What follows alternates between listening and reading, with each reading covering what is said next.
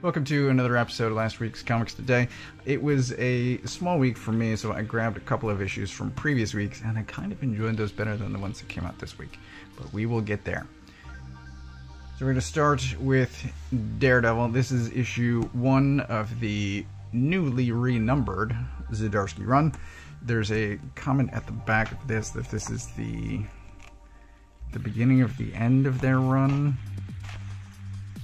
It's in the back here, which is interesting. I've heard good things. I really like the Elektra redesign. Her as Daredevil was I think, fantastic concept. I wanted to try it out, but I didn't want to jump into the middle, even though that's what I ultimately did. I wanted to... I moan about Marvel's renumbering, but they also got me on this, because I did buy a new number 1 because I didn't want to jump into the middle of a story. Anyway, I was curious, especially on the back of Zdarsky's what I think is great Batman issue that came out the previous week. So I grabbed Daredevil, and ultimately I don't care about Daredevil. I have tried Daredevil a few times over the years, a little bit with Bendis, I think. I don't remember who else I've tried, but I don't care. I never have. This is...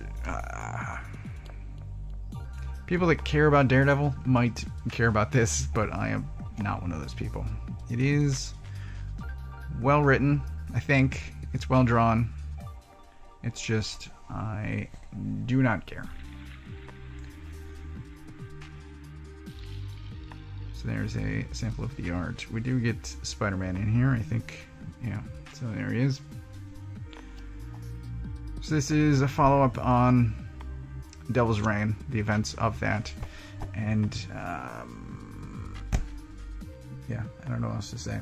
This is not one that is getting added to my pull list. Barbaric, however, is absolutely on my pull list. I love this series. This is a one-shot that came out before the next series that is starting soon. So this cover is drawn by the Barbaric co-creator Gooden, here on the back.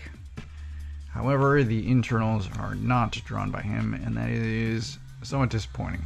I did get used to it by the, I don't know, midway through, but I went in sort of expecting this, and I got this. Nothing really against Wilson, it's just not what I was expecting.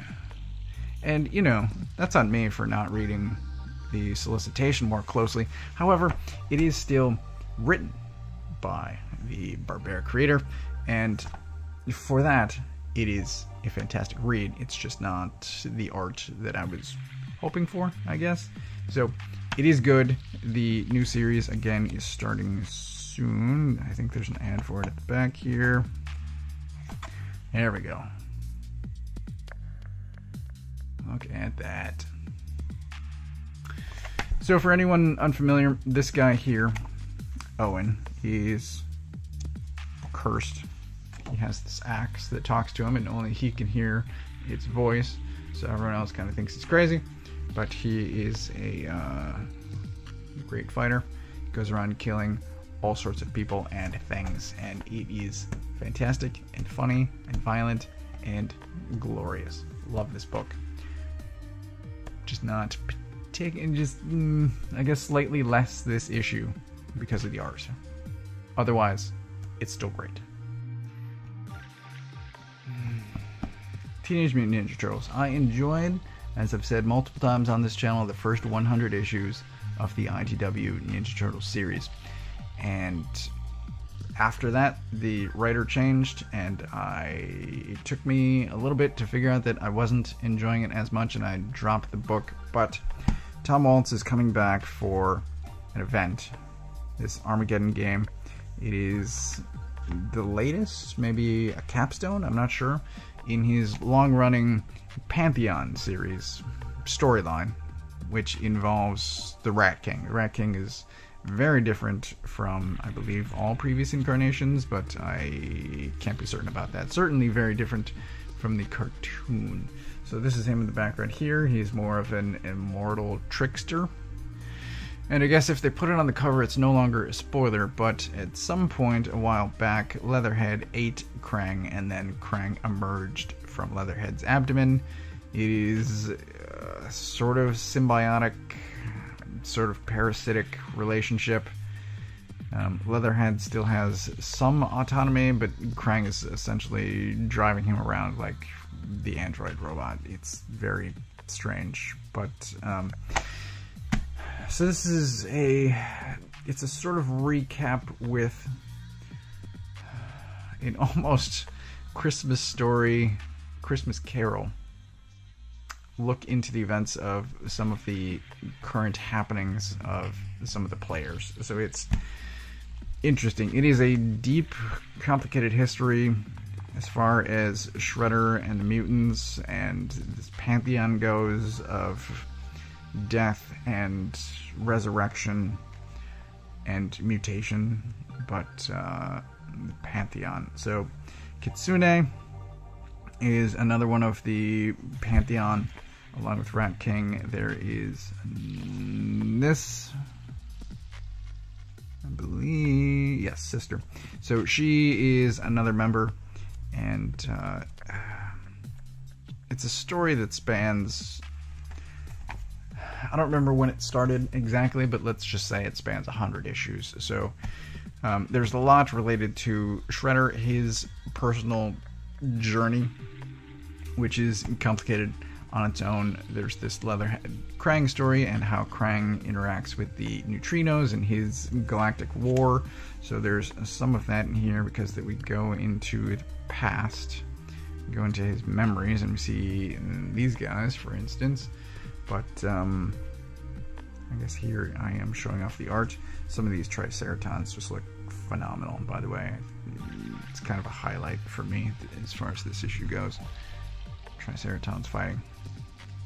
I really like them in general. Just look at this panel. It's great. Love it. Triceratops running with guns. Fantastic. Anyway, this is, as I said, sort of a recap. It is a dense opening. These first pages are just full of recap of, as I said, quite a lot of comics. And here is a complicated story. This is mostly Shredder, but it's also talking about the death and rebirth of the Ninja Turtles and their mutation. I would like if the story would just start. This is a nice refresher, but we're getting one more of these before the series really starts. I kind of just want to get there already. It's fine. I'm going to say that it's fine. However, I don't know how welcoming this is to new readers. It's a nice recap for someone like me that dropped out and needs a refresher because, again, the story has spanned so many years, but I don't know. I'm hopeful, but kind of less so each issue. I know there's another recap issue not that long ago, and we're getting one more of these before the series really starts. So I don't know. I'm in, but maybe I shouldn't be. I don't know. I guess we'll see. I grabbed another Zdarsky book this week, again based on the strength of Batman. This came out a few weeks ago, and it was one of the employee picks of the week at the comic shop. He is both writing and drawing. It came out on what was, for me, a heavy comics week, so I didn't grab it because I had enough to deal with at the time. If you have not read Sex Criminals, here's an example of his art, which is... the really nice thing is he is still managing to work in humorous things in the background. So one thing I don't like about this page, but sort of this previous page as well, is all of the ads for the same thing. And I get it, but also that's not how ads work. Like, it's not how ads work. Anyway, one of the ones I really like is how small comics is above toys and cards. That really amused me, but there is plenty of stuff like this here. So this is literally the second panel, and there's a don't do exactly what he's doing right there, same pose and everything. It's brilliant. He hides little things like that in the background, and I love it. I love everything about it.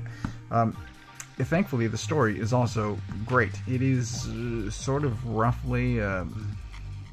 it's a lot about the comic industry and its relationship to the movie industry. We have a guy who is the son of a comic creator. He worked on the Domain decades ago, and it was a work-for-hire situation. So the company is now getting tons of money from movies, and the original artist is getting nothing except tickets to the premiere. His son is now a writer that is tasked with writing an article about the movie, and he doesn't want to do it. He has very strong feelings about this history, about the treatment of his father, understandably, and it is really good and funny, and there's really just a lot to unpack here. But this is fantastic, and I highly recommend it. This I am adding to my pull list. It's too good to pass up. Lastly, for the week is 8 Billion Genies, and this also came out, I'm going to say more than a month ago. Is at least issue 2, possibly issue 3 is out by now. I can't remember if 3 came out last week or this week, but this was another staff pick back when this originally came out, and I wasn't a fan of Soule and Brown's previous series, Curse Words, so I skipped on this. But because, again, I had so few books coming out this week, I grabbed some other stuff that I had heard good things about, and I'm thankful I did, because this is great. So, randomly, one day, every person on Earth winds up getting a genie, and genies look like this. They grant everyone a wish, and things instantly go out of control. So in here we get, here's an example of the art, but we get some nice setup for this cast of characters that are in a bar, and then the genies appear, and things kick off pretty soon after that. So here we've got the first 8 seconds, and then first 8 minutes, right? Things are already going haywire. It is a very interesting series. It's a very interesting start to a series, and unlike Curse Words, this is an 8-issue series, so I think I'm gonna grab issue 2, probably 3 if it is out, and see if I continue to enjoy this, but odds are good I'm gonna wind up getting this whole series. It is a great start, very interesting, and I want to see where things go, because by the end of this, like, they wind up here. So I would like to see what happens next. That looks insane. And yeah, I want to see what happens next. That is everything that I got this week. These two are both excellent, highly recommended, but they didn't come out this past week, so they're ineligible for Pick of the Week, which I am giving to Barbaric. It may not be the art that I was hoping for, but it is a clear winner. It is a hell of a lot of fun. The story is still fantastic, and the art I got used to, as I said. But yeah, definitely great. Highly recommend the Barbaric series if you are unfamiliar. As always, I get all of my books from a local comic shop. If you don't know where yours is, you can use this URL to find the one closest to you. Thanks for watching.